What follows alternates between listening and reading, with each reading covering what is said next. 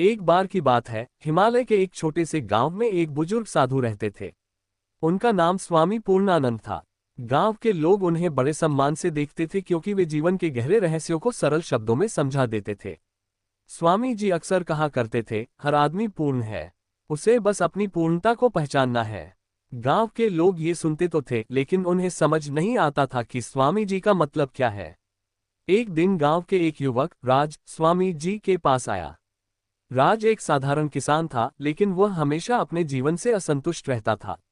वह सोचता था कि वह दूसरों की तरह बुद्धिमान, सफल या खास क्यों नहीं है। राज ने स्वामी जी से कहा, स्वामी जी, आप हमेशा कहते हैं कि हर आदमी पूर्ण है, लेकिन मुझे ऐसा नहीं लगता। मैं साधारण हूँ, मेरे पास कोई खास प्रतिभा नहीं है और मैं अपने जीवन में कुछ बड़ा नहीं कर पाया हूँ। मुझे अपनी असफलताओं से नफरत है। क्या आप मुझे ये समझा सकते हैं कि मैं कैसे पूर्ण हूँ? स्वामी जी मुस्कुराए और बोले, बेटा, मैं तुम्हें यह नहीं समझा सकता, लेकिन मैं तुम्हें इसका अनुभव करा सकता हूँ। इसके लिए तुम्हें मेरे साथ 3 दिन तक रहना होगा। क्या तुम तैयार हो? राज ने तुरंत हामी भरी। अगले दिन स्वामी जी ने राज को गांव के विभिन्न लोगों से मिलने के लिए भेजा।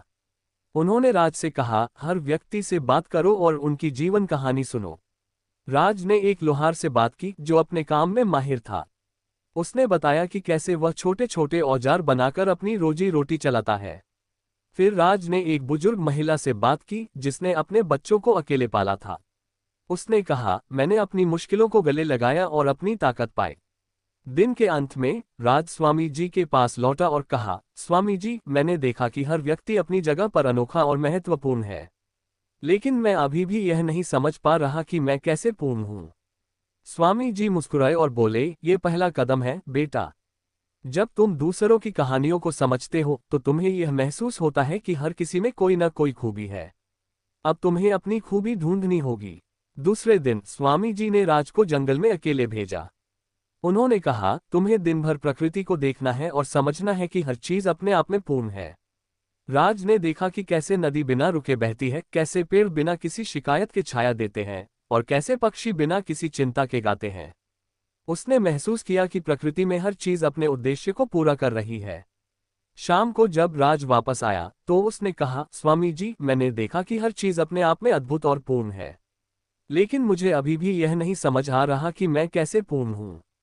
स्वामी जी ने कहा, बेटा, जब तुम प्रकृति को देख रहे थे तो क्या तुमने महसूस किया कि तुम भी उसी प्रकृति का हिस्सा हो?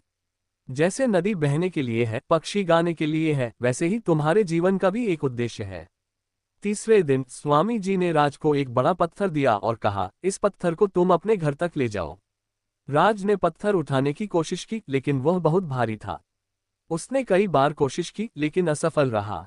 वह थककर स्वामी जी के पास आया और कहा, स्वामी जी, यह असंभव है, मैं इसे नहीं उठा सकता। स्वामी जी ने कहा, राज, तुम्हें इसे उठाने की जरूरत नहीं है, बस इसे थोड़ी थोड़ी दूरी तक घसीटते हुए ले जाओ। राज ने ऐसा ही किया। उसे समय लगा, लेकिन अंत में वह पत्थर को अपने घर तक ले जाने में सफल हो गया। जब वह स्वामी जी के पास लौटा तो उसने कहा, स्वामी जी, मैंने सोचा था कि यह असंभव है, लेकिन मैंने इसे कर दिखाया। स्वामी जी ने मुस्कुराते हुए कहा, यही जीवन का रहस्य है बेटा। तुम हर चीज तुरंत नहीं कर सकते, लेकिन लगातार प्रयास से कुछ भी संभव है। तुम्हारे अंदर वह ताकत है जो किसी भी असंभव को संभव बना सकती है। यही तुम्हारी पूर्णता है। राज को अब स्वामी जी की बात समझ आ गई थी। उसने महसूस किया कि पूर्णता का मतलब परिपूर्ण होना नहीं, बल्कि अपने आप को स्वीकार करना, अपने उद्देश्य को पहचानना और अपने प्रयासों पर विश्वास करना है। उस दिन से राज ने अपनी दृष्टि बदल ली। उसने अपने काम और जीवन को पूरे आत्मविश्वास के साथ अपनाया। उसने जाना कि हर आदमी अपने आप में अनोखा और पूर्ण है, और यही जीवन की सबसे बड़ी सच्चाई है। हर व्यक्ति अपने अंदर पूर्णता का खजाना लिए हुए है। इसे पहचानने के लिए हमें अपनी खूबियों को समझना, अपने प्रयासों पर विश्वास करना और अपने जीवन को स्वीकार करना सीखना होगा।